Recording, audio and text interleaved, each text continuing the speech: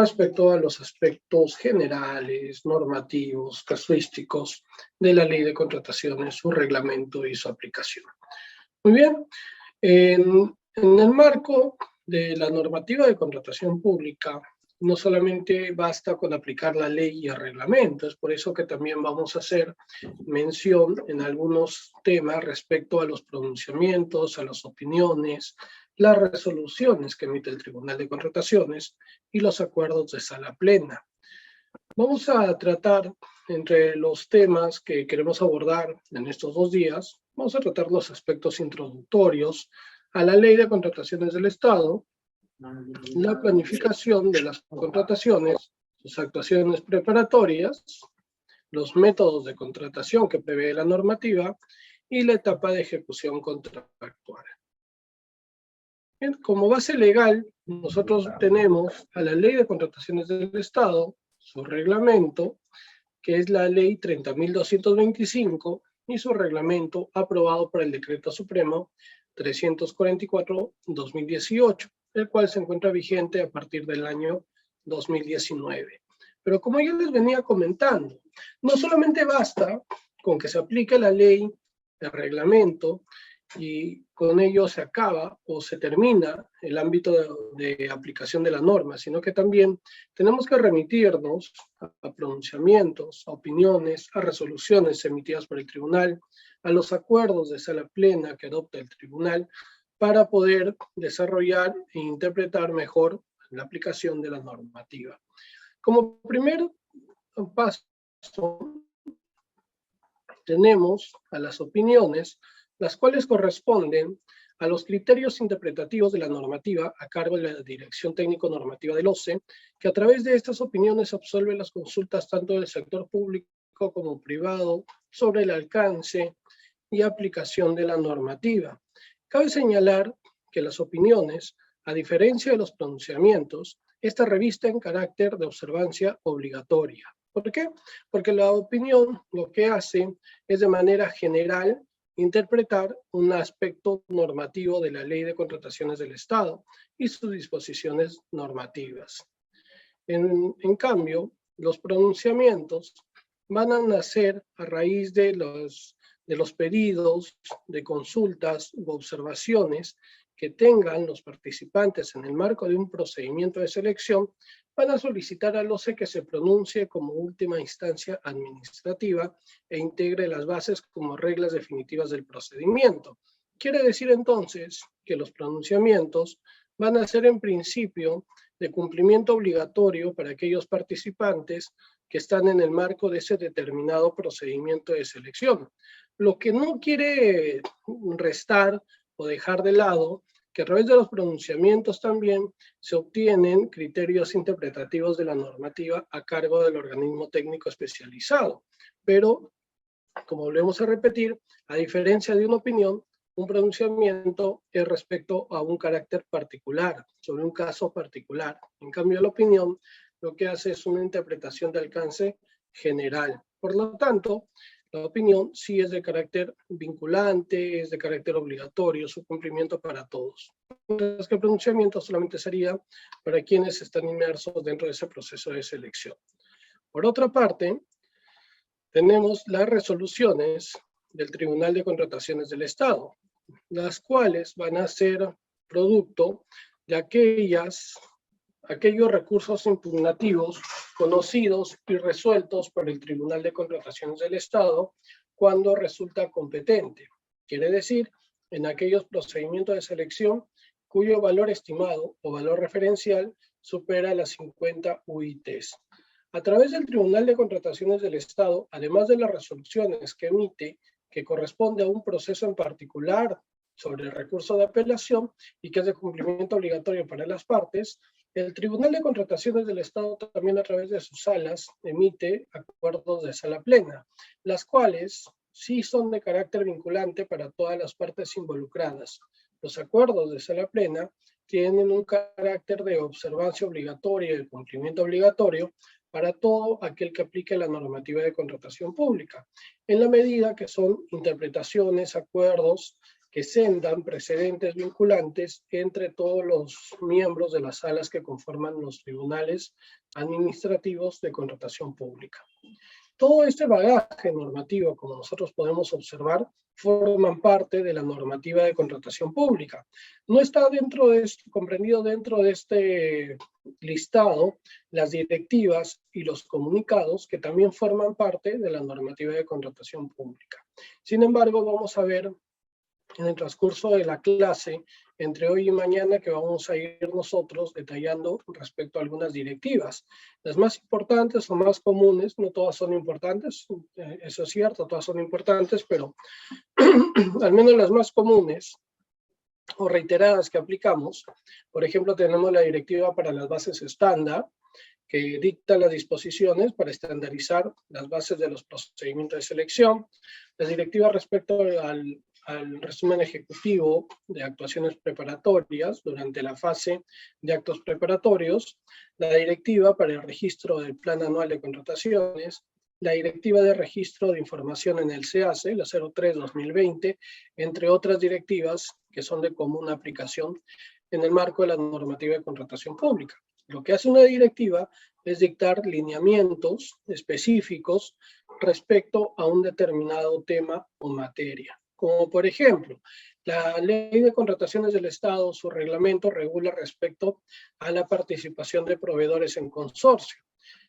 Está regulado en la Ley de Contrataciones del Estado, en el artículo 49, sin embargo, lo que hace la Directiva número 5, 2019, OCCD, es regular las disposiciones, lineamientos, condiciones y exigencias que se requiere para la participación en consorcio en las contrataciones del Estado. A través de esta directiva número 5, 2019, entonces se regula los alcances específicos de lo que está plasmado en la Ley de Contrataciones del Estado. Asimismo, los comunicados, que son comunicaciones, como su denominación lo señala, son avisos respecto a, por ejemplo, la entrada en vigencia de una norma, respecto a los comunicados para el registro de información en el SEACE, los comunicados respecto a algún acontecimiento o cambio normativo en el marco de la aplicación de la ley. Esos comunicados tienen carácter informativo, pero también forman parte de la normativa de contratación pública, pues nosotros cuando aplicamos la ley, emitimos algún informe o queremos dar un sustento, podemos remitirnos también a los comunicados donde el OCE ha dado conocimiento, dado cuenta respecto a un determinado hecho. Entonces también forma parte de este bagaje normativo.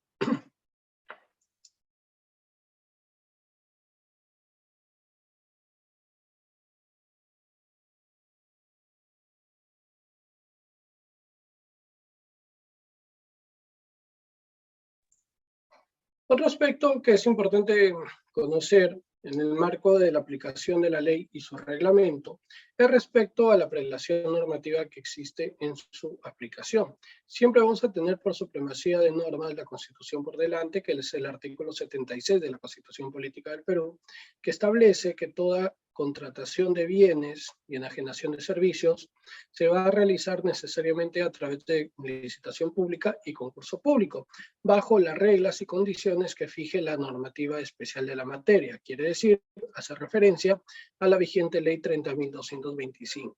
Siempre el carácter interpretativo normativo van a ser de la Constitución Política del Estado.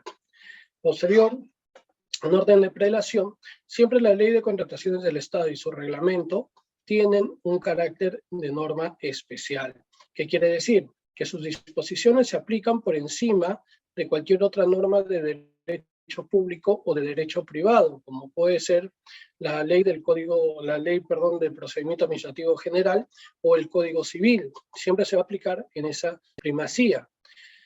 Dentro del ámbito de su aplicación, vamos a encontrar dos aspectos, un aspecto subjetivo y un aspecto objetivo. El primero de ellos, a quienes aplica la ley de contrataciones y su reglamento con sus disposiciones que hemos señalado. Es decir, que aplica a todos los sujetos bajo el artículo 3 de la ley de contrataciones, que a nombre genérico de entidad señala que están inmersas dentro de este ámbito de aplicación. Entidades de los 3 niveles de gobierno, el Poder Ejecutivo, Legislativo, Judicial, organismos autónomos, y también algunas empresas del Estado. El ámbito objetivo es que estas entidades públicas van a emplear fondos públicos para asumir los pagos de contraprestación por los bienes, servicios u obras que reciban.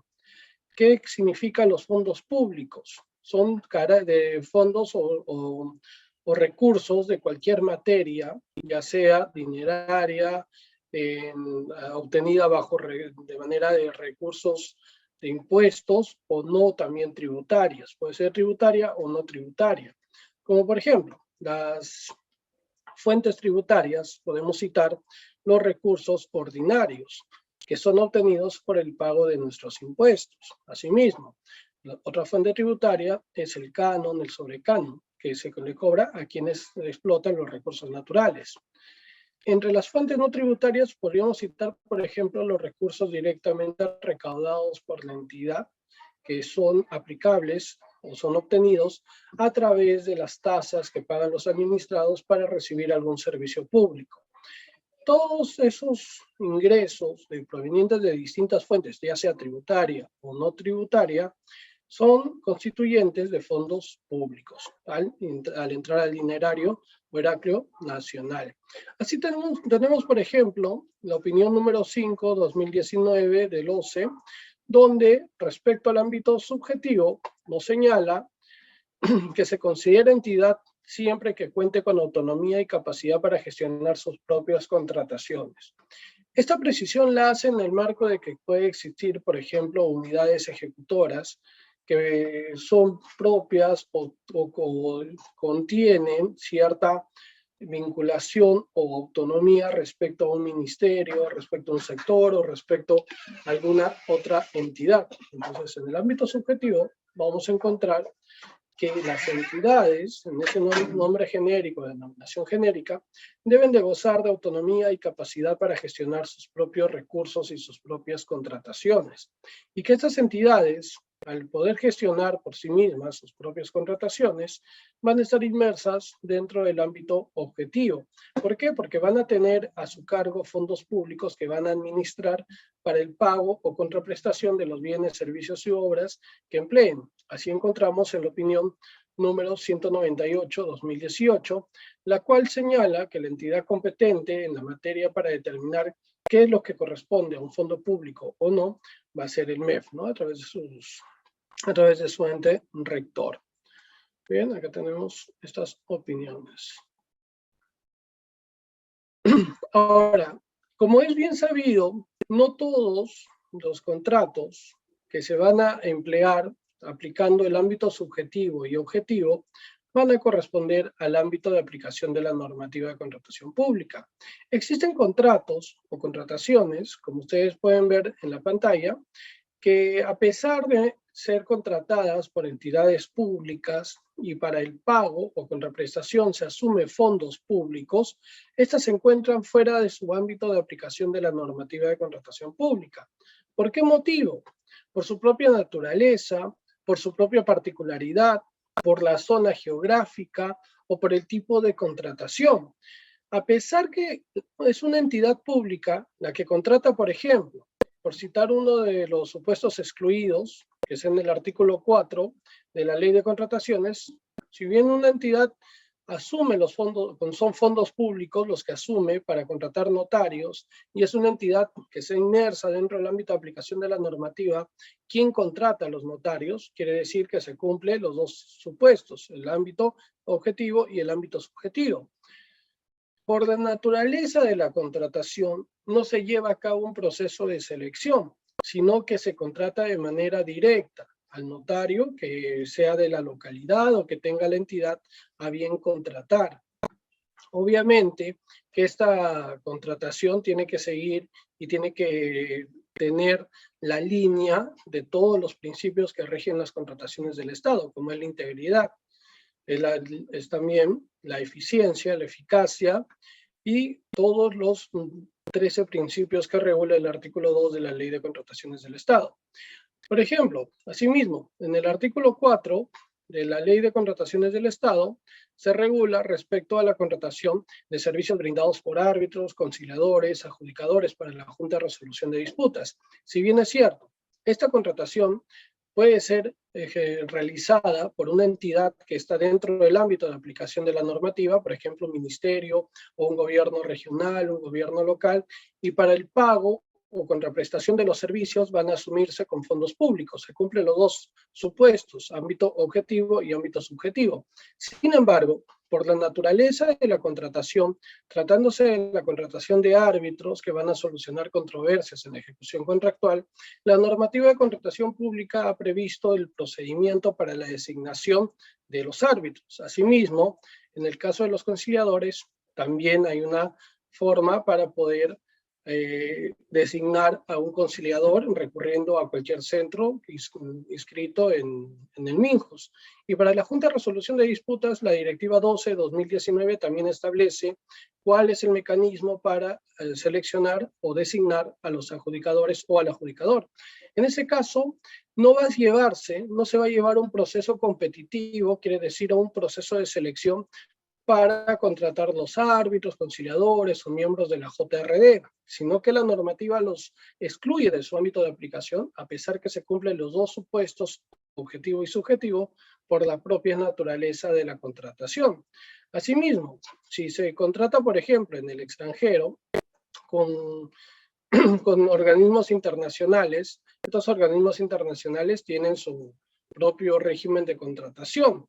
Y como les decía, si se contratan en el extranjero, por ejemplo, los servicios para las embajadas, que son servicios que se prestan fuera de la República, fuera del territorio nacional, imagínense contratar los servicios, los bienes que requieren las embajadas en distintas partes del mundo para poder llevar la administración y poder abastecerse de bienes y servicios. Ese tipo de contratación no se da bajo el ámbito de aplicación de la normativa por su propia naturaleza o coyuntura. De la misma forma, existen contratos financieros y bancarios, los cuales no excluye, por ejemplo, la contratación de seguros, la cual sí está inmersa dentro del ámbito de aplicación de la norma. Sin embargo, aquellos contratos bancarios o financieros que son de mero trámite, como por ejemplo, abrir una cuenta corriente, comprar cheques de gerencia, letras de cambio, entre otros, esos son procedimientos de mero trámite, por lo cual no requieren procedimiento de selección, sino más bien se contrata directamente esos servicios. De la misma forma, con el Ministerio de Relaciones Exteriores, para atender cumbres internacionales, foros, toma de mandos del presidente de la República y otros asuntos declarados de interés nacional, contrata determinados bienes y servicios para proveerse para esos eventos. Entonces, en esos casos tampoco va a aplicar la normativa de contratación pública, sino más bien se va a contratar de manera directa. ¿Por qué? Por la propia inmediatez y la misma coyuntura que tiene dicho evento o dichas contrataciones, ¿no? Por decirlo de esa manera. Como se darán cuenta, estos son los supuestos excluidos del ámbito de aplicación de la normativa de contrataciones que están regulados en el artículo 4 de la ley 30.225. Son supuestos fuera del ámbito de aplicación de la norma y que no están sujetos a supervisión del OCE. ¿Por qué? Porque en el artículo 5 sí se señalan también supuestos excluidos del ámbito de aplicación de la norma, pero que están sujetos a la supervisión del OCE. Entre ellos, en el artículo 5, el literal A, se establece aquellas contrataciones menores o iguales a las 8 UITs. Es muy conocido este tipo de contratación porque todos realizan contrataciones menores o iguales a 8 UITs. El motivo de excluir una contratación hasta este tope de las 8 UITs es para buscar dar agilidad a las contrataciones y que las entidades tengan cierta flexibilidad hacia ese monto, poder contratar de manera directa fuera del ámbito de aplicación de la normativa de contratación pública.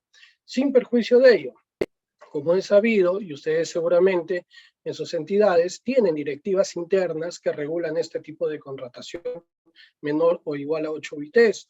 De manera supletoria, se puede emplear algunos aspectos jurídicos, como por ejemplo, el cobro de penalidades, los plazos para conformidad, recepción y pago, que establece el artículo 168 del reglamento de la ley de contrataciones. Se puede establecer también respecto a los vicios ocultos, los plazos que establece el reglamento para los vicios ocultos, entre otros, o otros aspectos o figuras jurídicas propias de la ley de contrataciones que se pueden aplicar a estas contrataciones menores o iguales a 8 UITs. Sin embargo, consideremos algo muy importante. Si es que no se ha previsto dentro del requerimiento del término de referencia de estas contrataciones menores o iguales a 8 UITs, por ejemplo, el cobro de penalidades, no se le puede aplicar al contratista. ¿Por qué? Porque siempre tiene que estar consignado en los términos contractuales, en los términos de referencia. Es muy importante ello porque muchas veces se piensa, no, es que ya se incluye de pleno derecho porque la norma de contratación pública sí lo exige. Es que ese es en el ámbito de la norma de contratación pública. Acá estamos hablando de un supuesto que está fuera del ámbito de aplicación de la norma, pero que está sujeto a supervisión del OCE. ¿Por qué? El OCE de manera aleatoria o de manera selectiva también supervisa que estas contrataciones, por ejemplo, no se esté realizando un fraccionamiento. El fraccionamiento indebido, ustedes sabrán que es dividir una contratación en varias contrataciones a fin de evadir, hacer un proceso de selección, por ejemplo. Muy bien, este es un tipo de contratación la más común. El año pasado hubo una disposición que rigió hasta el mes de diciembre, que se elevaba el tope hasta las 9 UITs, ello a favor de poder impulsar las contrataciones de manera más ágil. Pero actualmente ha vuelto a su tope de las 8 UITs. Otro tipo de contratación que está fuera del ámbito de aplicación de la norma, pero que está sujeta a supervisión del OCE, es la contratación de servicios públicos. ¿Qué quiere decir ello? Servicios públicos, si bien es cierto, la normativa de contrataciones no te da una definición a qué se refiere o cuál es el alcance de los servicios públicos, sí existen opiniones como por ejemplo esta opinión, la 68-2013, donde el OCE te señala que servicios públicos la tiene que definir qué corresponde a un servicio público cada entidad. Por ejemplo, puede ser electricidad, agua potable, telefonía, internet también es un servicio público, la cual tiene que ser contratada o puede ser contratada a través de este supuesto excluido siempre que no exista más de un proveedor en la zona donde se va a realizar la contratación. Porque si existen más de 2 proveedores, por ejemplo, de servicio de telefonía, más de 2 proveedores del servicio de agua potable o de electricidad, en ese caso ya no se sujetaría a esta excepción, sino más bien se tendría que hacer un proceso competitivo. Otro tipo de contratación excluida del ámbito de aplicación de la norma, pero sujeta a supervisión del OCE, son los convenios de colaboración o de naturaleza análoga. ¿A qué se refiere ello? Los convenios de colaboración o de naturaleza análoga son aquellos donde no hay un fin lucrativo, es convenio de colaborar entre entidades o colaborar con otro tipo de organismos, pero no hay un fin lucrativo, por lo cual se rompe ese ámbito objetivo de la contratación, que es justamente la recompensa, el pago con fondos públicos. En ese sentido, al ser una contratación bajo un convenio de colaboración sin fines lucrativos, está fuera del ámbito de aplicación de la norma, sin embargo, está sujeto a la supervisión del OCE. ¿Y qué cosa supervisaría el OCE? De que no se esté evadiendo la normativa de contratación pública y que se esté realizando algún pago en contraprestación por los bienes o servicios prestados. Otro tipo de contratación, por ejemplo, que está dentro de este marco del artículo 5 de la ley de contrataciones, es decir, un régimen excluido de su ámbito de aplicación, son las contrataciones de Estado a Estado o las contrataciones de gobierno a gobierno, como se le denomina o se le conoce como las G2G. Este tipo de contrataciones de gobierno a gobierno se realiza mediante un convenio también, pero esto sí existe una contraprestación donde el Estado peruano contrata con otro Estado para que este Estado, a través de sus dependencias u otros proveedores, provean al Estado, ya sea de bienes, servicios o también de ejecución de obras. sino también que puede brindarle la asistencia técnica respecto a la ejecución de algún proyecto, respecto a la ejecución de algún servicio, siempre y cuando se recurre a este tipo de contratación cuando es una infraestructura, por ejemplo, compleja o de carácter innato, o sea que no es muy común dentro del ámbito de aplicación, que se va a contratar por primera vez, es muy complejo, es muy grande, entonces no hay experiencia previa a nivel nacional y se puede recurrir a este tipo de contratación para obtener justamente ese conocimiento y esa asistencia técnica de parte de un gobierno extranjero.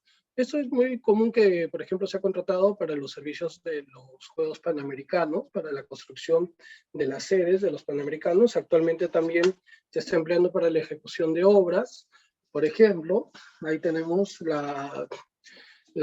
el convenio suscrito con Francia para la nueva carretera central, ¿no? De los 4 carriles que comprende la carretera central. Tenemos también los convenios bajo los G2G para las escuelas Bicentenario, que se está haciendo bajo el programa, justamente del programa especial Bicentenario. Tenemos también contrataciones que se vienen realizando para la construcción de hospitales. Por ejemplo, hay un hospital Bernardo, no me acuerdo ahorita bien los nombres, hay hospitales también que a través del Programa Nacional de Infraestructura de Salud, PRONIS, se está contratando para la ejecución justamente de estas obras, que son obras que repercuten y tienen un monto considerable de ejecución. Entonces, lo que se busca a través de estos contratos es que salir del ámbito de aplicación de la norma y contratar bajo los contratos de gobierno a gobierno y aplicar contratos colaborativos de estándar internacional, como por ejemplo los contratos NEC o los contratos FIDIC. A través de este tipo de contratos estándar hay mayor colaboración, se busca colaborar entre las partes para la consecución de la ejecución de las obras, ya sea el NEC en sus distintas versiones, ¿no? Ya sea el NEC 3 o el NEC 4, y dependiendo también qué tipo de NEC van a utilizar en ese caso, o el FIDIC, qué tipo de color del libro van a emplearse para la ejecución. Eso ya lo definen las partes. Pero lo que queremos decir que la contratación de Estado a Estado, en conclusión, es afuera del ámbito de aplicación de las normas, sujetas a supervisión, y sirven no solamente para ejecución de obras, sino para contratar bienes y servicios. ¿Ya? Por ejemplo, se han contratado bienes, ya se viene empleando esta figura hace mucho tiempo, compra de armamento, de satélites. Se acordarán que alguna vez se compró un satélite a Francia, ya hace muchos años, entre otros tipos de adquisiciones. Acá tenemos algunas opiniones referidas a este tema, a este punto. La contratación con proveedores extranjeros, la aplicación supletoria de la norma. Recuerden siempre que la normativa de contratación pública, como decíamos, es una norma de carácter especial y que se aplica de manera supletoria las disposiciones del Código Civil o las disposiciones de la Ley del Procedimiento Administrativo General, siendo que, por ejemplo, en el caso del procedimiento de selección, aplicamos de manera supletoria la Ley del Procedimiento Administrativo General, la 27444, el texto único ordenado de la Ley 27444.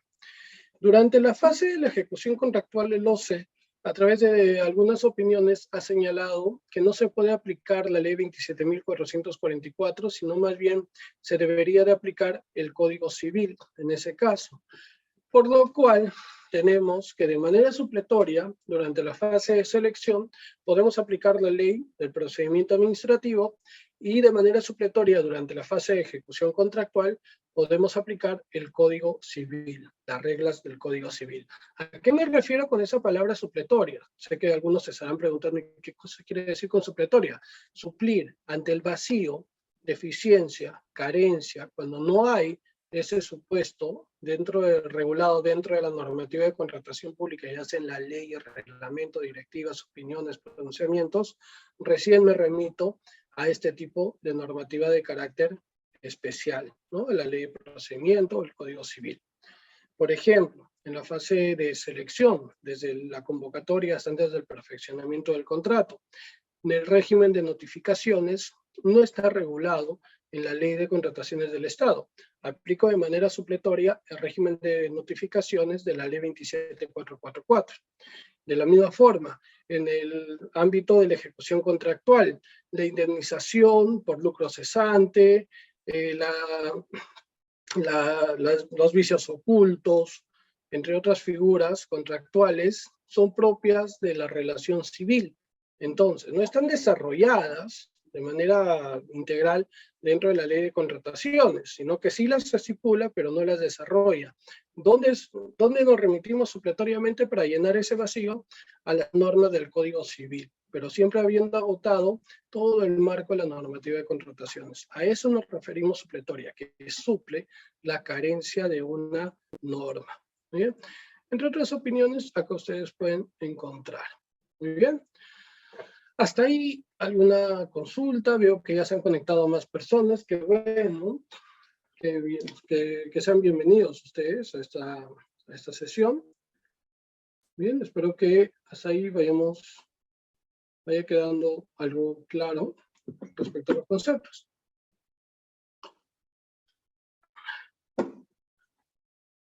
Muy bien, me avisan de todas formas si hay alguna consulta, algún aporte. Las normativas que estamos señalando las pueden obtener acá, en el Diario del Peruano. Acá tenemos el Código Civil, la Constitución, siempre como primacía, el Código Civil. ¿Ya? Acá también podemos obtener la Ley de Arbitraje, la Ley de Procedimiento Administrativo General, y también nuestra Ley de Contrataciones del Estado, que debe de estar por acá abajo, justamente acá. ¿Ya? Les voy a compartir esto para que ustedes puedan descargar todo ese marco normativo que venimos hablando. Ya. Entonces, pasemos a hablar respecto a los principios que rigen las contrataciones del Estado. Son 13 principios que rigen las contrataciones del Estado. Entre ellos, vamos a ver por qué se aplican principios. ¿Cuál es la finalidad de aplicar principios? Un principio marca una línea de conducta y además de ello rige el carácter y rige la autonomía incluso de la normativa. Bajo el contexto de la ley de contrataciones, los principios están regulados en el artículo 2 del tubo de la ley y lo que busca, en primer lugar, es que sirva para suplir vacíos, deficiencias en la aplicación de la normativa. Además de ello, tiene un carácter integrador. ¿Qué quiere decir?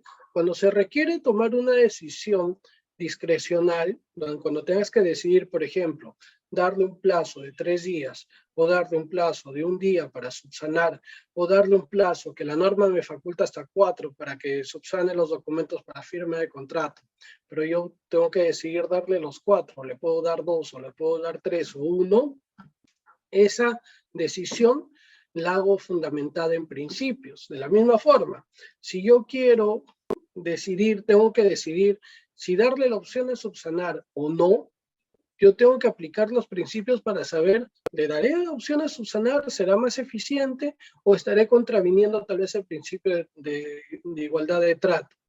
Tienes que aplicar los principios. De la misma forma, cuando estés en la disyuntiva de declarar o no la nulidad o la resolución del contrato, también tienes que hacer esa equivalencia, ese análisis costo-beneficio, pero basado en principios. Entonces, hasta ahí tenemos que los principios sirven de carácter interpretativo, sirven para la adopción de decisiones de manera integradora, pero también es una regla de conducta, sirve como un parámetro de conducta para quienes participan dentro del procedimiento de contratación. Y así tenemos, por ejemplo, la opinión 194/2016, donde nos señala esto, ¿no? Los principios de la ley sirven como criterios interpretativos, y hemos dicho, integradores, y además como parámetros para las actuaciones de quienes intervengan en los procesos de contratación. Este es, en pocas cuentas, lo que acabamos de señalar. ¿Y cuáles son esos principios? El primero de ellos encontramos el principio de libertad de concurrencia. Bajo este principio, lo que busca el operador normativo es que haya mayor concurrencia, mayor pluralidad de proveedores, porque mientras más ofertas exista, habrá mejor precio y mejor condición para elegir, mejores proveedores, ¿verdad? Entonces busca que no existan barreras, no debe existir barreras. ¿A qué me refiero con ello? Limitaciones, documentos, requisitos excesivos que no permitan presentar adecuadamente las ofertas, que no permitan concurrir libremente al procedimiento de selección. Otro principio es la igualdad de trato, bajo el cual las partes, los participantes tienen que ser tratados de manera idéntica, bajo las mismas condiciones, sin favoritismo. Todos tienen que ser tratados con el mismo, medidos con la misma vara, como se dice, ¿no? Dando la oportunidad de formular, de presentar su oferta adecuadamente a todos los participantes. Bajo el principio de transparencia, lo que se busca es que la documentación que sea transparente, que se registre, tiene que ser clara, tiene que ser coherente, tiene que ser entendible, tiene que ser legible para todo aquel que participa dentro del proceso de contratación. Por ejemplo, si hay unas bases que se registran, pero las bases están incompletas, están ilegibles, son incongruentes porque corresponde a otro tipo de proceso, se está afectando el principio de transparencia. Y acá viene asociado otro de los principios, que es la publicidad, que es la obligación de publicar dentro de los plazos previstos en el reglamento, en las directivas, en el proceso de selección, toda la información y documentación correspondiente al procedimiento y a la ejecución contractual. Por ejemplo, ¿qué se registra dentro del SEACE? Dentro de los plazos, empezando del plan anual de contrataciones. Si bien es cierto, pónganse un ejemplo, ustedes pueden registrar dentro de los 5 días que te exige la norma el plan anual de contrataciones, pero abres el archivo y está vacío. Si bien es cierto y estás cumpliendo el principio de publicidad, estás vulnerando el principio de transparencia. ¿Por qué? Porque has cumplido con publicitar, pero lo que has publicitado no sirve porque está vacío ese archivo. Entonces estarías contraviniendo el principio de transparencia. La publicidad entonces se rige por la directiva número 3/2020, que dicta las disposiciones para el registro de información en el SEACE, la directiva 3/2020, la publicidad. La competencia lo que busca es que todos compitan de manera equitativa, de manera igual, bajo las mismas condiciones, sin prerrogativas para una de las partes, y que también los postores, los participantes, entiendan de que no se deben de crear entre ellos barreras o grupos que cierren la oportunidad para que otros participantes puedan presentar sus ofertas. La eficiencia y la eficacia relacionada al costo-beneficio, o no solamente ver el precio, sino también dar ahora está en el proyecto de la ley de contrataciones, incentivando lo que es el valor por dinero, que es no solamente los costos monetarios, sino también esos costos no monetarios, no asociados propiamente al precio, sino también a la calidad del producto, también a la sostenibilidad ambiental, social que tiene el producto. Todo ello influye y hace un conjunto, hace un solo elemento. ¿Por qué? Porque no solamente basta con comprar al menor precio para ser buen comprador, sino también ver la calidad y ver también la sostenibilidad de ese bien o de ese servicio u obra que se está contratando. Y ahí viene asociada otro concepto de otro principio, la vigencia tecnológica, que debe de tener vigencia en el tiempo el bien, servicio u obra que contrates, porque la tecnología varía, la tecnología cambia. Profesor, ¿y en obras cómo puede haber vigencia tecnológica? O sea, que la infraestructura ya no va a ser moderna, va a ser anticuada. Probablemente los materiales de construcción cambien, o probablemente si se trata, por ejemplo, de una represa, los equipos que has acondicionado conjuntamente con la infraestructura resulten obsoletos de acá a unos años. Tienen que ser repotenciados, tienen que seguir sirviendo a pesar que la tecnología cambie. Entonces es un poco adelantarse a los criterios tecnológicos. Y ahí es muy importante la indagación de mercado, porque es el mercado el que te brinda esa información de cuán anticuado ya va a resultar u obsoleto va a resultar tu producto o tu servicio, tu obra, en un futuro, no tan lejano, probablemente 5 años, 6 años. Imagínense que hace 10 años era distinto nuestra realidad, ¿no? Yo justo eso me podía pensar en la tarde, o sea, hace 10 años nomás era otro contexto.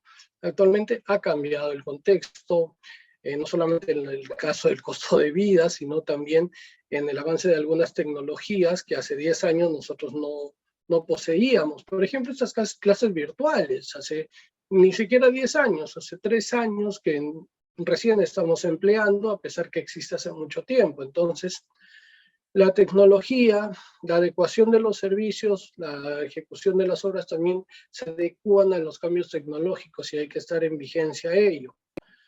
La sostenibilidad ambiental y social, la contratación pública es un vehículo para lograr justamente ello. La equidad aplicable solamente a la ejecución contractual porque lo que busca es el equilibrio económico, financiero del contrato.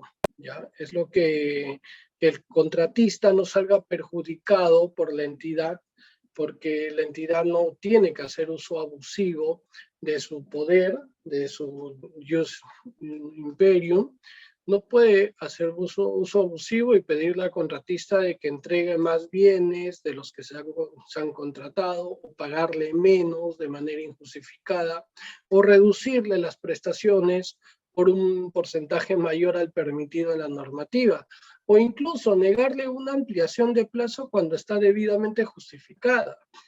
Todo ello puede romper el equilibrio en el contrato. El contratista va a salir perjudicado y vamos a perder contratistas para el Estado. ¿Qué contratista va a querer bajo esas condiciones contratar con el Estado? Creo que muy pocos o casi nadie. Y la integridad, por último, que busca que todas las actuaciones se den en el ámbito de la ética y que de una conducta no adecuada, que vaya contra la ética, contra las disposiciones normativas, sea informada de manera inmediata a los superiores jerárquicos. Y no solamente aplica para los participantes o servidores públicos, sino que dice todo partícipe, o sea, todo aquel que tenga injerencia en el proceso de contratación. Esos son los principios que rigen las contrataciones del Estado. Y acá es lo que hemos explicado, hay algunas opiniones. Por ejemplo, acá en la libertad de concurrencia, no discriminar el origen de público o privado. Algunos ponen en los términos de referencia, ¿no?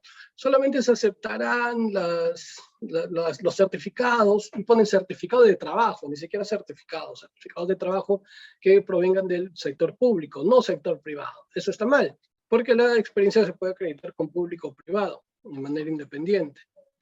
Por ejemplo de ello, limita la libertad de concurrencia, la transparencia, acá tenemos otra opinión, la publicidad, ya si bien es cierto, se difunde toda la información, pero hay información que guarda un carácter reservado por la propia norma de transparencia. Sin embargo, en principio, toda documentación, toda información es de carácter público. La competencia, la vigencia tecnológica, lo que hablábamos justamente en la vigencia tecnológica, el valor por dinero, ¿no? Que es uno de los principios que está recogido dentro de lo que es el decreto legislativo 1439, que establece sobre la Ley General de Abastecimiento, ¿no? El valor por dinero, no solamente ver los costos monetarios, sino también los costos no monetarios asociados a la contratación. La sostenibilidad ambiental, social, de equidad, la integridad en la contratación pública, la eficiencia y la eficacia, que la hemos explicado, ¿ya? Acá tenemos algunos enlaces sobre estas opiniones. Muy bien, a ver, repasemos con algunas preguntas. ¿Cuál de las siguientes cree que se encuentra bajo el ámbito de aplicación de la normativa? Edith, por favor, no me rayes la pantalla. A ver, ¿cuál creen que se encuentra bajo el ámbito de aplicación de la normativa? ¿Cuál sería la respuesta ahí para ustedes? ¿La A, la B, la C, la D?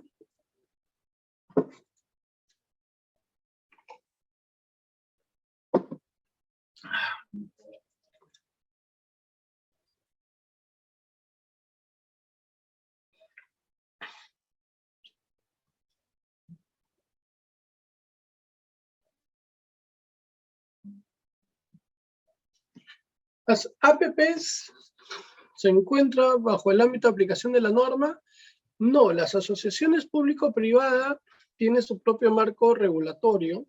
Si bien es cierto, se ejecutan obras a través de ellas, pero las APPs tienen su propio marco normativo. Son las asociaciones público-privadas, al igual que las obras por impuesto.